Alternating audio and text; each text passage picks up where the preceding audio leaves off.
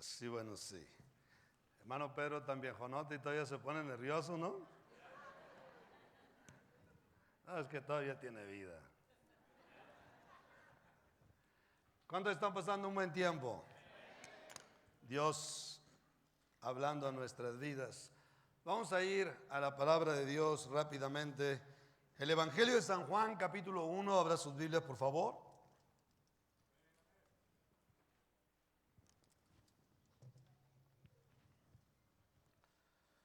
Por los últimos años he estado investigando la vida de los judíos, estudiando la vida de los judíos.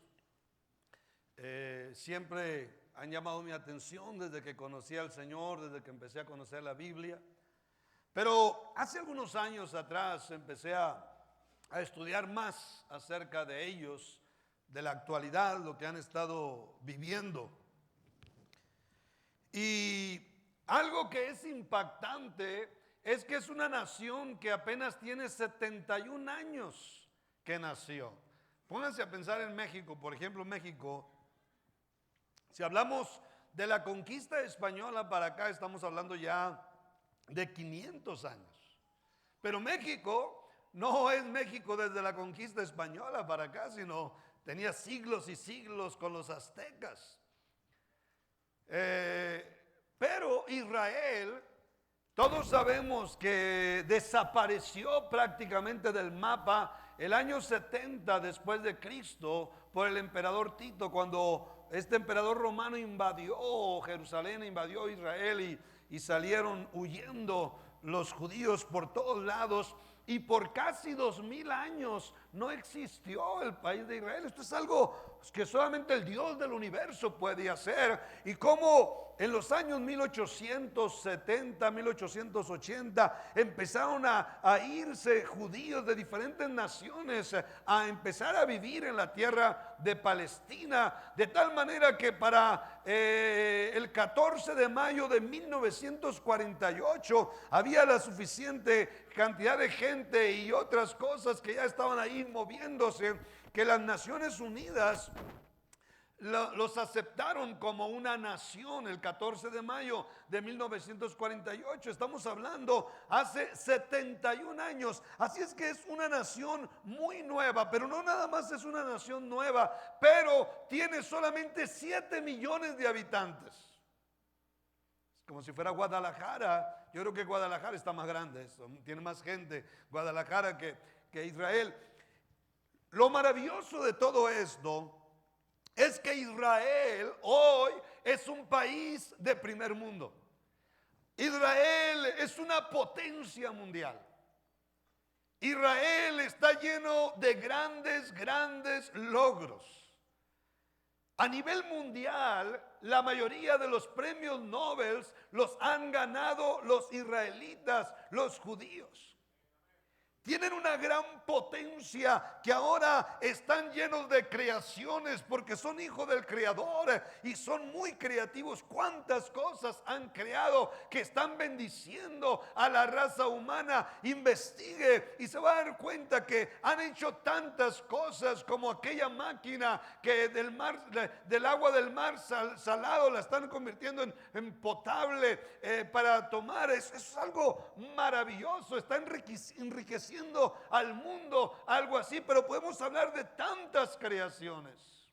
La pregunta es, ¿cómo una nación tan pequeña es tan poderosa, tan próspera, tan rica? Y no nada más eso, pero está impactando al globo terráqueo. Las creaciones de ellos están por toda la tierra. Muchos de nosotros usamos las memorias en las computadoras, los USB, los usamos en nuestras computadoras. ¿Cuántas cosas usamos que vienen de los israelitas? La pregunta es, ¿por qué una nación tan pequeña es tan poderosa? ¿Y por qué México, con 120 o más millones de habitantes y con siglos y siglos de historia, no hemos podido lograr todavía ser una potencia mundial, ser de primer mundo y empezar a convertirnos en una bendición para las naciones? La diferencia es que los israelitas saben que son hijos del creador del universo. Mientras millones de mexicanos hacen a un lado a Dios y se entregan a imágenes como la Virgen de Guadalupe y muchas otras imágenes, hacen a un lado al Dios vivo por imágenes que no tienen vida. La misma Biblia católica los dice una y otra vez que es un gran engaño, pero los sacerdotes católicos no hablan de eso, no predican de eso. ¿Qué de nosotros? Estoy convencido más que nunca que Dios puede hacer de México una gran potencia mundial. Estoy convencido más que nunca que Dios puede cambiar nuestra historia, porque Él tiene todo el poder para cambiar nuestra historia. Estoy convencido que el más pobre de nosotros, el más fracasado de nosotros, el más ignorante de nosotros puede tener una historia muy diferente si aprendemos algo de Dios. Quiero predicar este sermón que yo le he titulado Ahora somos hijos de Dios. Juan capítulo 1. Versículos 12 y 13 dice de esta manera: mas a todos los que le recibieron, a los que creen en su nombre, les dio potestad de ser hechos hijos de Dios, los cuales no son engendrados de sangre, ni de voluntad de carne, ni de voluntad de varón, sino de Dios. Ahora somos hijos de Dios.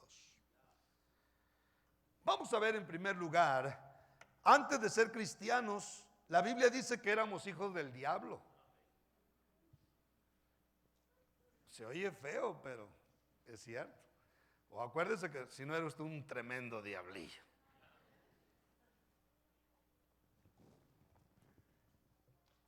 Ahora usted puede entender por qué hacía todo lo que usted hacía antes de ser cristiano. ¿Cuántas cosas malas hacíamos? Dios mío. El versículo 12 dice: mas a todos los que le recibieron, a los que recibieron a Cristo, a los que recibieron al Señor, a los que creen en su nombre, les dio potestad de ser hechos hijos de Dios. Eso quiere decir que hay un grupo que no son hijos de Dios. Entonces, ¿de quién son hijos? Hay gente que no es cristiana y pues no le gusta esta idea, ¿no? Pues, si a mí me lo hubieran dicho antes de ser cristiano, no me hubiera gustado la idea. Hijo del diablo, ay Dios mío, está terrible eso. Y hay gente que no le gusta eso y dice: no, todos somos hijos de Dios, dicen ellos. La doctrina de ellos: todos somos hijos de Dios, nomás que unos se portan mal y otros se portan bien, pero todos somos hijos de Dios. Ah, qué facilito, qué suave. ¿Ah? Pero, ¿qué es lo que dice la Biblia? Es muy importante. Primera de Juan, capítulo 3, versículo 8: el que practica el pecado es del diablo, punto. Porque el diablo peca desde el principio. Aquí está hablando de seres humanos que viven la vida en el pecado, que viven la vida alejados de Dios, que viven un estilo de vida quebrantando las leyes de Dios, indiferentes hacia las cosas de Dios, como vivíamos la mayoría de los que estamos aquí esta mañana. Primera de Juan 3, versículo 10: en esto se manifiestan los hijos de Dios y los hijos del diablo. Todo aquel que no hace justicia y que no ama a su hermano no es de Dios. Entonces, ¿de quién es? Del diablo. Yo sé que esta es una mala noticia para los pecadores, pero es mejor que se sepa, ¿no?, de qué se trata. En Mateo 23, versículo 15, el Señor Jesús está hablando diciendo: ay de vosotros, escribas y fariseos hipócritas, porque recorréis mar y tierra para ser un discípulo, y una vez hecho, le hacéis 2 veces más hijo del infierno que vosotros. Sí, está hablando de los religiosos, cómo engañan a las gentes inocentes y los tuercen completamente y los hacen hijos del infierno, hijos del diablo, y van al infierno. Vamos a ver lo que el apóstol Pablo le dijo a un mago que estaba obstaculizando la obra de Dios. En Hechos 13, versículo 10, dijo: oh, lleno de todo engaño y de toda maldad, hijo del diablo, enemigo de toda justicia, ¿no cesarás de trastornar los caminos rectos del Señor? El apóstol Pablo no se tentó el corazón para decirle a este compadre: hijo del diablo. Estos textos y muchos más nos hablan de una cruda realidad. Las personas que no son hijos de Dios, que no sirven a Dios, aunque ellos no quieran, aunque ellos no lo crean, pero la palabra de Dios dice que son hijos del diablo. Si tú estás aquí visitándonos y no estás salvo, ahora puedes entender por qué te ha ido tan mal en la vida. Porque o eres hijo de Dios o eres hijo del diablo, no hay otra. ¿Cómo nos fue en el pasado a nosotros? Porque éramos hijos del diablo y hacíamos las obras del diablo. Vivíamos un estilo de vida haciendo tantas cosas malas, quebrantando, pisoteando la constitución de Dios, la constitución del cielo. Esa es la razón por la que al ir creciendo sin Dios, el diablo poco a poco nos fue llenando de toda su basura infernal. Desde niños, a muchos de nosotros nos empezó a llenar de vicios, ataduras sexuales, miedos, inseguridades, inferioridad, enfermedades, mediocridad, ignorancia, fracaso, pobreza, envidias, orgullo, avaricia, codicia, pereza, indisciplina, desorden, odios, venganzas, violencia, mal carácter, celos matrimoniales, etcétera. Toda una lista negra. Si usted se acuerda, alcanza a acordarse cuando era niño, no le estoy diciendo que está viejo, pero si alcanza a acordarse cuando usted era niño, acuérdese cuando empezaron a ser depositadas las primeras maldades en su vida. Es asombroso ver a los niños cómo desde chiquitos empiezan a hacer cosas malas, empiezan a mentir, a engañar, a llenarse de envidia, a pelear con los demás niños, a golpear. Es impresionante. Eso tiene que ver con la naturaleza. Pero le voy a decir una cosa: al ir creciendo, la vieja naturaleza se une a los depósitos del diablo. Cómo el diablo va depositando en nosotros un montón de cosas malas. El profeta Isaías describe a Satanás, la manera en la que él ha trabajado con el ser humano.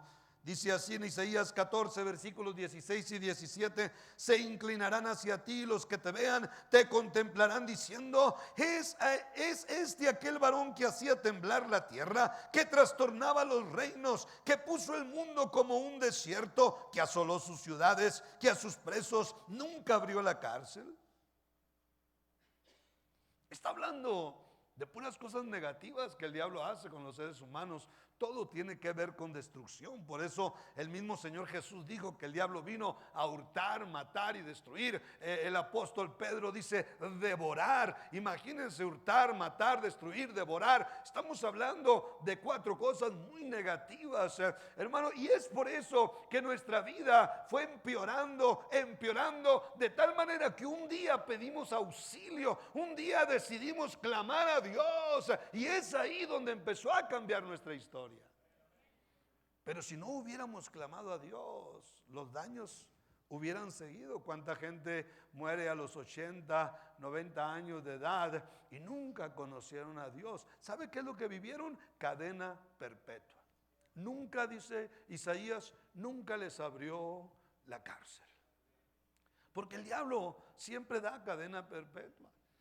Y nuestra vida iba de mal en peor, amén, cuántas cosas. Y entre todas las cosas que el diablo trajo pobreza, trajo ignorancia, trajo mediocridad, fracasos. No nos dejó despegar, lograr cosas grandes, soñar y lograr cosas grandes. ¿Por qué? Porque el diablo lo que más hace es llenar al ser humano de fracasos, de mediocridad, de pobreza, de tantas cosas negativas, para que los seres humanos no despeguen y no logren cosas grandes como los judíos.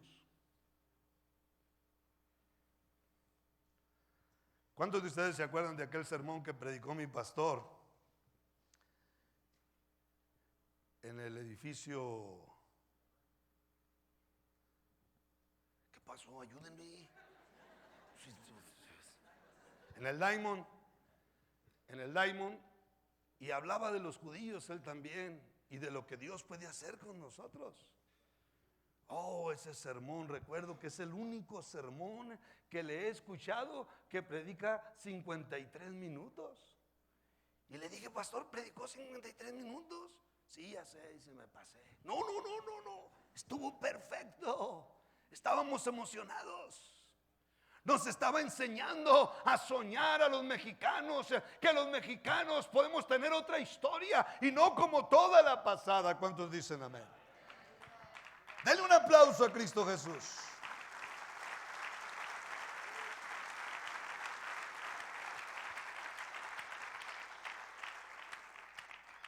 Pero antes éramos hijos del diablo. Ahora quiero ir a mi segundo punto. El día que usted se entregó a Cristo Jesús, en ese mismo instante, usted fue convertido en un hijo de Dios. Nuestro texto, mas a todos los que le recibieron, a los que creen en su nombre, les dio potestad de ser hechos hijos de Dios, los cuales no son engendrados de sangre, ni de voluntad de carne, ni de voluntad de varón, sino de Dios.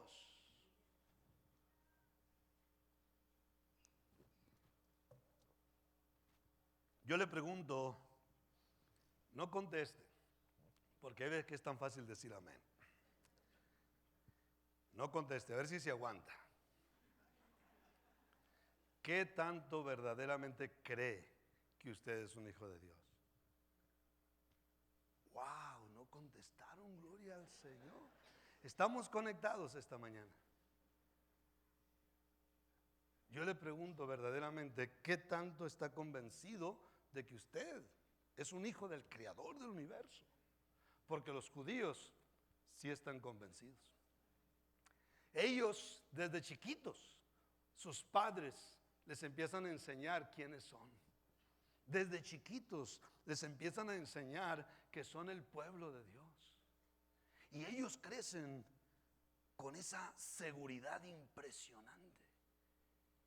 Y ellos creen que es natural que ellos hagan un gran impacto en la vida, que es natural que ellos logren cosas muy grandes. ¿Por qué? Porque son hijos del Dios Todopoderoso.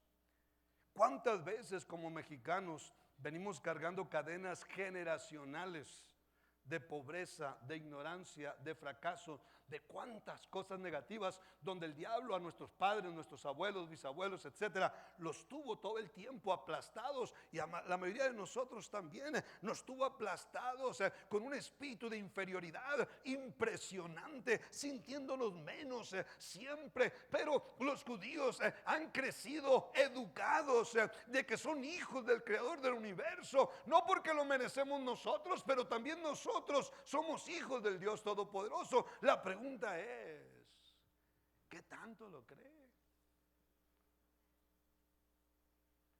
¿Qué tanto usted ha meditado en esta verdad bíblica? Sofía, mi nieta, aprovecho que no está aquí porque cada vez que hablo de ella me regaña de cajón. Abuelo, no deberías de haber dicho eso, me dice ella. Les he contado a algunos de ustedes una experiencia que queda en este sermón muy interesante. Ya cuando somos abuelos ya empezamos a hablar de los nietos. A los hijos ya, peor al yerno, ¿no? Pero los nietos, encantados de la vida, nosotros los abuelos. Bueno, un domingo en la mañana Daniel castigó a Sofía y le dijo, ok, esta noche tú no vamos a ir a cenar, tú no vas a ir a cenar porque te portaste mal, etc. Y Sofía tendría algunos 5 años, cuando mucho, y le dijo, papi, tú no mandas. El que manda es mi abuelo. Y no, y lo que sigue, mi abuelo es el líder del compañerismo. Cuando Daniel me está compartiendo esto, esto quedó grabado para siempre en mi vida. Esta chamaca pegostita, bien segura. Digo, Dios mío, que todos tuviéramos esa seguridad con nuestro Dios. Que todos nos sintiéramos así, le dijéramos al diablo, ¿sabes qué, diablo? Tú ya no mandas aquí. Ahora el que manda es el Padre Celestial, mi creador del universo. Él es el que manda. Denle un fuerte aplauso al Dios Todopoderoso. Aleluya. Oh, ramabrando lomo rebosandara la masaya. Oh, Santo de Israel. Aleluya. Gálatas capítulo 3, versículos del 26 al 28. Pues todos sois hijos de Dios por la fe en Cristo Jesús. Porque todos los que habéis sido bautizados en Cristo, de Cristo estáis revestidos. Así es que dice Pablo, ya no hay judío, no hay griego ya. Ya no hay judíos, ya no hay gentiles. Ya no hay judíos, ya no hay mexicanos. Ahora todos somos hijos del mismo Dios. Romanos 3:29. ¿Es Dios solamente Dios de los judíos? ¿No es también Dios de los gentiles? Está hablando de los mexicanos. Ciertamente también de los gentiles. Gálatas 3, versículo 29. Y si vosotros sois de Cristo, ciertamente linaje de Abraham sois y herederos según la promesa. Somos linaje de Abraham, no somos judíos, pero somos linaje de Abraham. No somos judíos, pero somos linaje de Abraham. ¿Sabe por qué? Porque el padre de Abraham es el padre de nosotros. El padre de los judíos es el padre de los mexicanos, de los guatemaltecos, de los nicaragüenses, porque tenemos pastores de Guatemala y Nicaragua esta mañana en este lugar. Aún los gentiles cristianos somos del linaje de Abraham. ¡Qué maravilloso! Para Dios ya no existe la diferencia entre judíos y gentiles, hermano. Ya no existe para Dios. Ahora somos hijos de Dios por la gracia de Dios. Sí, no lo merecíamos, pero somos hijos de Dios. Romanos 11, versículo 17. El apóstol Pablo dice que nosotros los gentiles fuimos injertados a Dios. No éramos hijos de Dios, pero al entregarnos a Cristo Jesús, al más grande judío, fuimos injertados a Dios y por lo tanto podemos disfrutar todas las promesas de Dios, nuestro Padre Celestial. Oiga las palabras que el Señor Jesús le dijo a María Magdalena después de haber resucitado entre los muertos.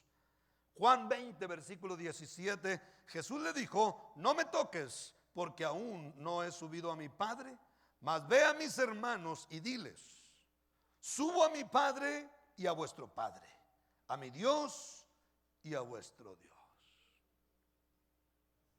Vuestro Dios, vuestro Dios.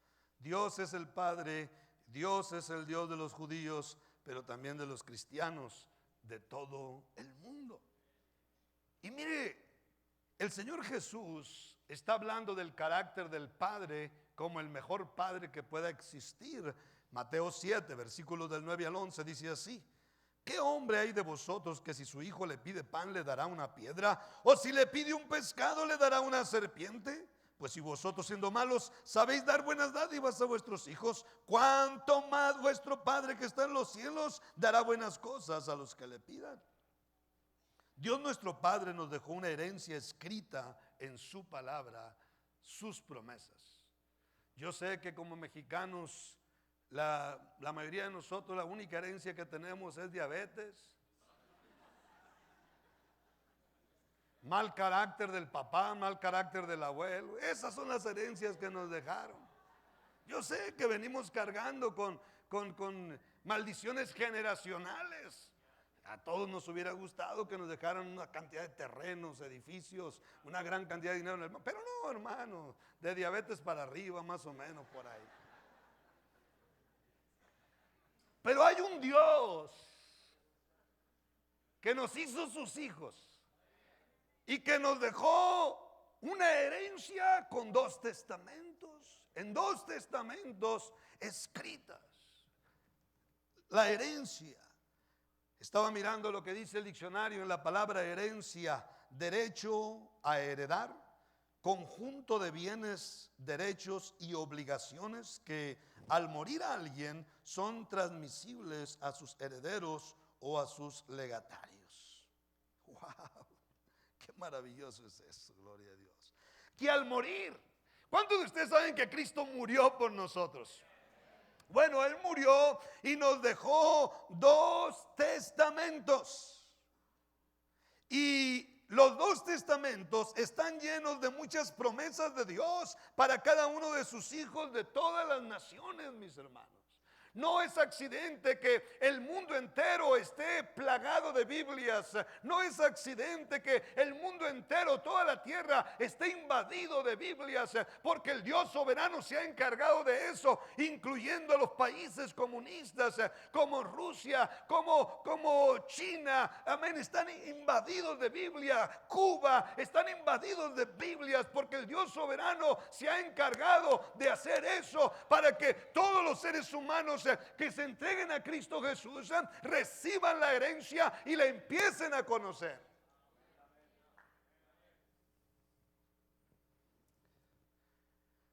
Algunos sinónimos de la palabra herencia son mejora, patrimonio, fortuna, heredad, adquisición, disfrute, pertenencias. Gálatas 3:29 dice: y si vosotros sois de Cristo, ciertamente el linaje de Abraham sois y herederos según la promesa. Esta herencia, sus promesas, no solamente son para los judíos, son para todos los hijos de Dios. Ahora sí pregunto, y me puede contestar hipócritamente si quiere: ¿cuántos de ustedes saben que son hijos de Dios? Somos hijos de Dios, iglesia, por la gracia de Dios. El apóstol Pedro le escribe a la iglesia de todo el mundo y les habla de esta herencia. Si se da cuenta, el apóstol Pedro se le llaman las epístolas universales.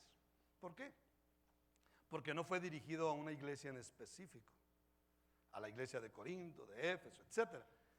Pero fue a la iglesia en general, y eso incluye a todos los gentiles que estaban salvos. Y él les habla acerca de las promesas de Dios. Segunda de Pedro 1:4, por medio de las cuales nos ha dado preciosas y grandísimas promesas, para que por ellas llegaseis a ser participantes de la naturaleza divina. Muchos de nosotros hemos estado viviendo estos años desde que Dios nos salvó. Hemos estado viviendo, disfrutando una gran cantidad de estas promesas. Pero le voy a decir una cosa: yo veo una realidad. El diablo todavía nos está robando muchas promesas. México, por siglos, hemos estado lejos del Dios vivo. Y ha habido una serie de maldiciones. Donde sea que usted vea un país con pobreza, con ignorancia, con corrupción, con pereza, etcétera, usted tiene que entender que hay un infierno que ha trabajado con la historia de esa nación. Pero en esta conferencia, cada individuo que está aquí, hombre o mujer, puede provocar, cambiar esta historia, tanto personal como la historia de nuestra nación. Mire, ustedes han sido testigos que por años yo he estado hablando de un avivamiento histórico, sin precedentes. Por años. El presidente López Obrador, cuando empezó su campaña, empezó a hablar de un cambio histórico sobre la nación. De todas maneras, no creía en él. Pero él empezó a hablar de un cambio histórico. Y un cambio histórico, la cuarta transformación, etcétera. No me quiero meter mucho en política, pero le quiero dar este ejemplo. No es accidente que este presidente actual, esté hablando de cambios históricos, que va a ser historia, que va a haber cambios históricos. No se me vaya a sentir el presidente de la República, pero yo hablé años atrás de un cambio histórico en la nación. Y Dios está poniendo la mano sobre este hombre, que yo creo que Dios lo está usando y lo va a usar, y oro por él todas las mañanas, que Dios lo use para cambiar la historia de nuestro país. Hoy más que nunca estoy sintiendo en mi espíritu, en mi fe, amén, que vienen cambios históricos a la nación, que Dios va a hacer de México una gran potencia. Dele un aplauso al Dios Todopoderoso.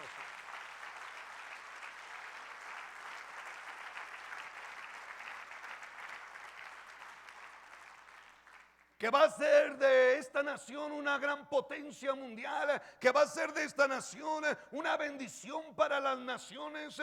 No nada más eso, pero sobre todo va a ser del compañerismo mexicano una potencia mundial. Va a ser del compañerismo mexicano con los pesos mexicanos. Vamos a impactar las naciones como lo está haciendo nuestra iglesia madre en Prescott. Dios lo va a hacer también con nosotros. ¿Por qué? Porque somos hijos del mismo Dios, de los judíos, el mismo Dios de Prescott. Nosotros somos hijos los mexicanos del mismo Dios Todopoderoso. Dele otro aplauso al Dios Todopoderoso esta mañana.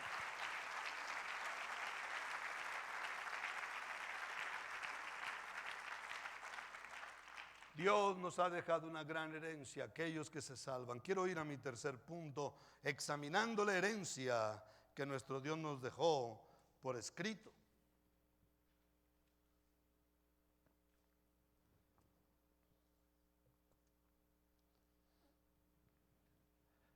Esta conferencia estamos rompiendo récord en asistencia de pastores y en asistencia de iglesia también.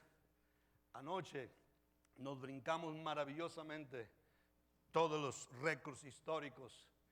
El lunes de conferencia de octubre, porque el Dios del universo está moviéndose en esta preciosa nación.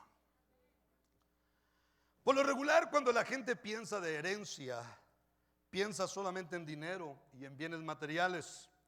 Si no, esa herencia no tendría mucha importancia para ellos.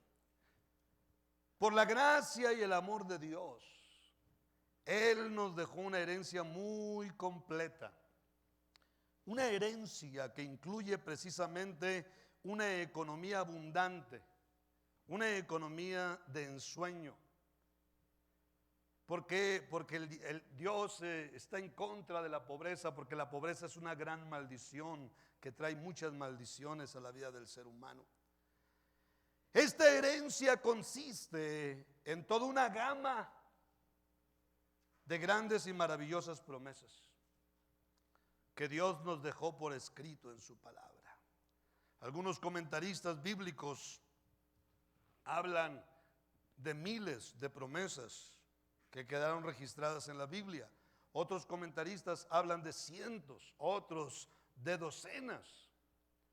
Déjeme checar las más importantes, hablarle un poquito de las más grandes, las más importantes. Primero, la salvación eterna.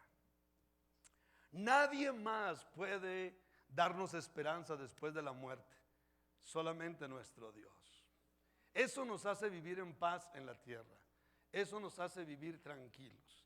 Eso es lo que me hace a mí subirme a los aviones y decir, yo me subo a este avión y que Dios guárdeme.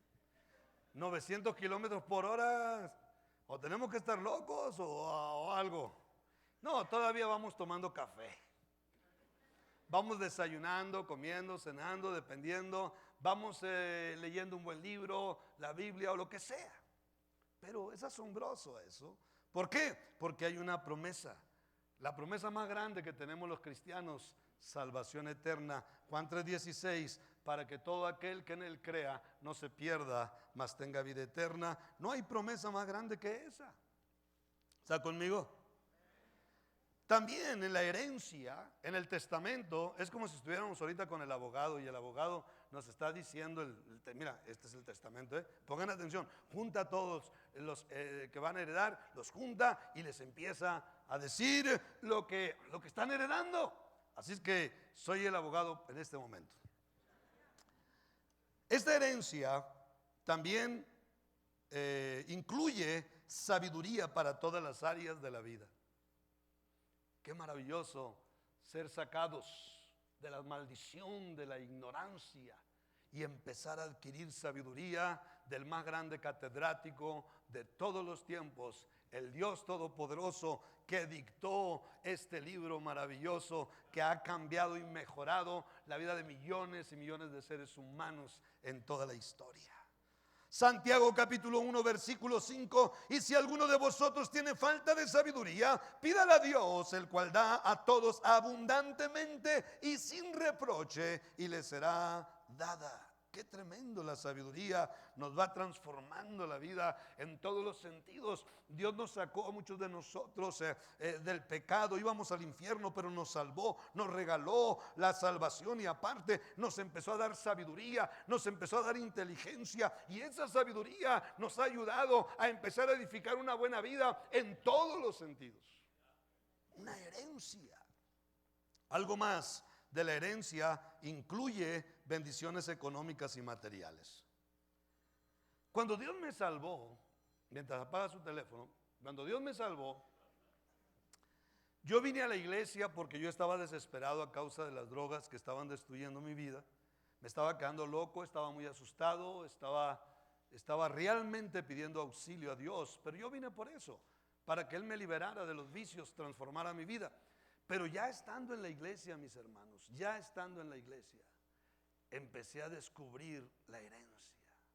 Ya estando en la iglesia descubrí que también yo traía una enfermedad y descubrí que también Él me la quería sanar y me la sanó. Por años había tenido esa enfermedad, me habían operado, no se había resuelto el problema y con la imposición de manos fui sanado milagrosamente y nunca más regresó la enfermedad.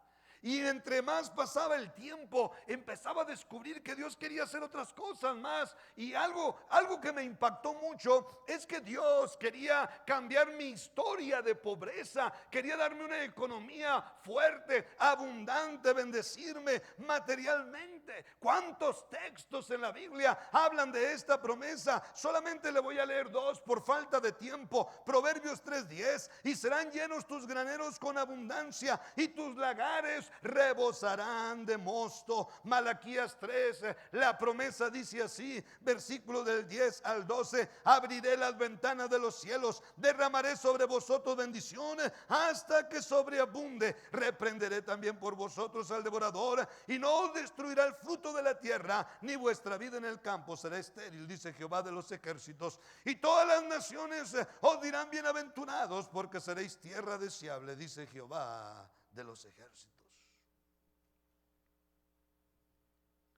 En el testamento está: voy a cambiar tu historia financiera también. En el testamento está: te voy a convertir en una bendición para la humanidad.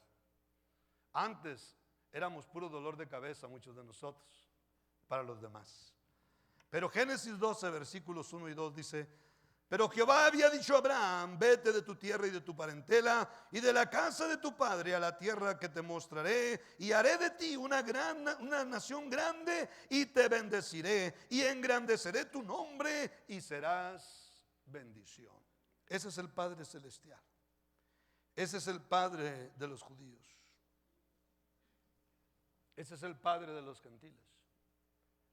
Te voy a convertir en una bendición. Antes eras un dolor de cabeza, antes eras un gran problema, antes hacías sufrir a las personas. Ahora yo te voy a convertir en una bendición para muchas personas. ¿Cuántas veces hice llorar a mi padre, a mi madre? ¿Cuántas veces? Pero dice el Señor: ahora te voy a convertir en una bendición. ¿Está conmigo? Una de las promesas que más me impacta en los últimos años, que más me ha impactado, es la que el Señor dio en Josué capítulo 1, versículos 7 y 8. Le dice a Josué y le dice a todos los gentiles: mira, si vives tu vida en mis leyes, fíjate lo que voy a hacer por ti.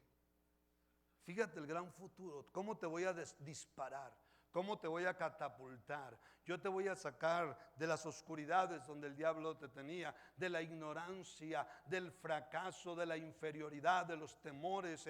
Allá donde estabas escondido, dice el Señor: yo te voy a sacar y te voy a catapultar hacia cosas grandes en tu vida, si tan solo vives en mis leyes. Josué 1, versículos 7 y 8. Solamente esfuérzate y sé muy valiente para cuidar de hacer conforme a toda la ley que mi siervo Moisés te mandó. No te apartes de ella ni a diestra ni a siniestra, para que seas prosperado en todas las cosas que emprendas. Nunca se apartará de tu boca este libro de la ley, sino que de día y de noche meditarás en él, para que guardes y hagas conforme a todo lo que en él está escrito, porque entonces harás prosperar tu camino y todo te saldrá bien. Para que seas prosperado en todas las cosas que emprendas, porque entonces harás prosperar tu camino y todo te saldrá bien. Eso es lo que dice el testamento. ¿Cuántos dicen amén? La pregunta, ¿lo cree? Cuando estudiamos los testamentos, vamos conociendo la herencia. Una de las cosas que me fue maravillando a mí en la vida cristiana en mis primeros meses, en mis primeros años, fue cuando fui descubriendo la herencia. ¿A poco todo esto Dios quiere para mí? Estamos tan impuestos a la pobreza que creemos que es normal. Estamos tan impuestos al fracaso, a los temores, a las inseguridades, a la inferioridad, sentirnos menos que los demás. Estamos tan impuestos los mexicanos que creemos que es normal, que así tiene que ser la vida. No, hermano, el infierno ha hecho eso con nosotros. Pero nuestro Padre Celestial, ahora somos hijos de Dios. Estamos hablando de una herencia muy completa, muy bendecida, de un paquete muy completo que nos catapulta hacia una vida de ensueño. Hermano, eso es lo que Dios quiere hacer con cada cristiano mexicano, cambiar su historia pasada de pobreza, de ignorancia, de fracasos, de temores, de inseguridades, y convertirlos en hombres, en mujeres, en hijos de Dios, bendecidos como los israelitas, amén, y que hagan un impacto ante este mundo, que sean la luz del mundo, que se conviertan en un ejemplo para la sociedad, que se conviertan en una inspiración para la sociedad. Eso es lo que Dios quiere con cada persona que se entrega a Él. Una herencia que nuestro Dios nos ha dejado por escrito. Termino mi sermón esta mañana. Ciertamente en nuestro pasado sin Cristo fuimos hijos del diablo y Él nos llenó de grandes daños. Pero el día que nos entregamos a Cristo Jesús, en ese mismo día fuimos hechos hijos del único Dios, del Creador de todas las cosas. Entonces, ahora todo tiene que cambiar. El conformismo viene del infierno, mis hermanos. Fue creado por Satanás, una de las tantas armas para tener abajo al ser humano. Pero tenemos a un Dios que levanta nuestra cabeza. Tenemos a un Dios que levanta nuestra cabeza. Él nos ha salvado y ha levantado nuestra cabeza. Pero lo que Dios ha hecho por usted no llega todavía ni a los tobillos de lo que Él quiere hacer. Solamente necesitamos reclamar la promesa, creer la herencia, creer en el Padre que tenemos ahora, creer que ahora somos hijos de Dios, empezar a vivir con esa seguridad, no de orgullo, pero esa seguridad de nuestro Dios. Ahora somos hijos de Dios. Ahora nuestra historia debe cambiar maravillosamente. Y Dios ya lo está haciendo con muchos mexicanos. Están yendo a las naciones. Ahora un autobús completo, amén, va a estar en Israel lleno de mexicanos el próximo mes. La historia ha empezado a cambiar y esto ya no va a parar. Dele un fuerte aplauso a Cristo Jesús.